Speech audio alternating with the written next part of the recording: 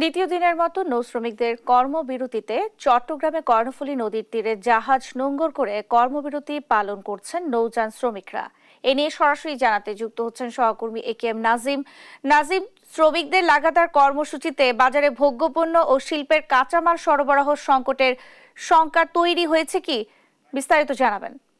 শ্রমিকদের যে লাগাতার ধর্মঘট, সে ধর্মঘটের কারণে কিন্তু অনেকটাই স্থবিরতা বিরাজ করছে বন্দরগুলোতে। কারণ আমরা গতকালকে থেকে দেখেছি চট্টগ্রাম নগরীর কর্ণফুলী সহ অন্যান্য যেসব ঘাট আছে সবগুলো ঘাটে কিন্তু আহ বিভিন্ন ধরনের নৌযানগুলো কিন্তু বন্ধ রেখে কিন্তু বিক্ষোভ করছেন শ্রমিকরা। তারা যেটি বলছেন যে চাঁদপুরে যে 7 শ্রমিককে হত্যা করা হয়েছে, সে হত্যাকাণ্ডের যদি সুষ্ঠু তদন্ত না হয় এবং যারা অভিযুক্ত তাদেরকে যদি বিচারের আওতায় আনা না হয়, তাহলে তাদের যে লাগাতার ধর্মঘট সেটি তারা চালিয়ে যাবেন। ইতিমধ্যে ধর্মঘটের কারণে কিন্তু চট্টগ্রাম বন্দর সহ কর্ণফুলী ঘাটে যেসব মাদার ভেসেল সহ অন্যান্য জাহাজ রয়েছে যেগুলো থেকে পণ্য খালাস করা হবে, সেই পণ্যগুলো কিন্তু খালাস কার্যক্রম বন্ধ রয়েছে। পাশাপাশি চট্টগ্রাম থেকে দেশের অন্যান্য জায়গায় যেসব নৌ রুটে কিন্তু নৌবাহী যেসব যান রয়েছে, বোট, ট্রলার এবং জাহাজ, সেগুলো কিন্তু চলাচল বন্ধ রয়েছে। এতে করে আসলে ভোগ্যপণ্যের প্রতি একটি চাপ পড়বে বলে বলছেন ব্যবসায়ীরা। কারণ আজকে সকালেও দেখেছি নৌযান যারা শ্রমিকরা রয়েছেন তারা কিন্তু তাদের নৌযানগুলো অবরুদ্ধ রেখে কিন্তু তারা বিক্ষোভ করছেন এবং বন্ধ রেখেছেন। পাশাপাশি শুধুমাত্র যাত্রী পারাবার যেসব বোট,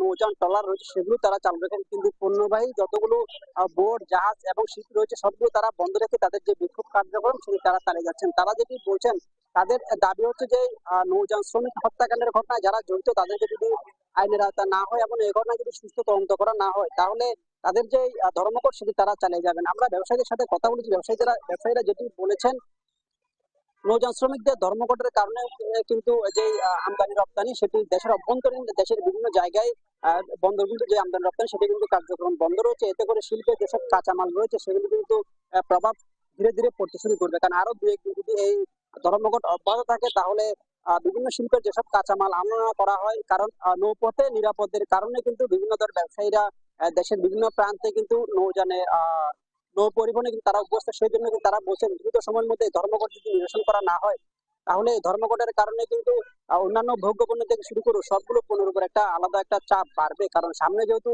রমজান ঘনিয়ে আসছে ধীরে ধীরে, সেজন্য কিন্তু এখন থেকে অনেক ব্যবসায়ী কিন্তু পথে পণ্য পরিবহন নিয়ে, কারণ তারা ভোগ্যপণ্য মজুত করছেন। যদি এটা না হয় তাহলে তাদের যে চাপ সেটি ধীরে ধীরে বাড়তেই থাকবে। ব্যবসায়ীরা বলছেন যত দ্রুত সম্ভব নৌযান শ্রমিকদের সাথে বসে কিন্তু এই সমস্যার সমাধান করা জরুরি। কারণ আমরা আজকে যেটি দেখেছি চট্টগ্রাম কর্ণফুলী নদীতে কিন্তু বেশ কয়েকটি মাদার ভেসেল কিন্তু পণ্য বোঝায় মাদার ভেসেল সাগরের মাঝে রয়েছে, সেগুলো পণ্য খালাস না হওয়ার কারণে দুশ্চিন্তায় রয়েছেন ব্যবসায়ীরা।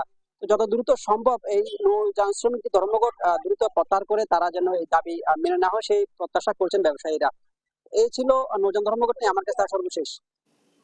নাজিম, আপনাকে ধন্যবাদ।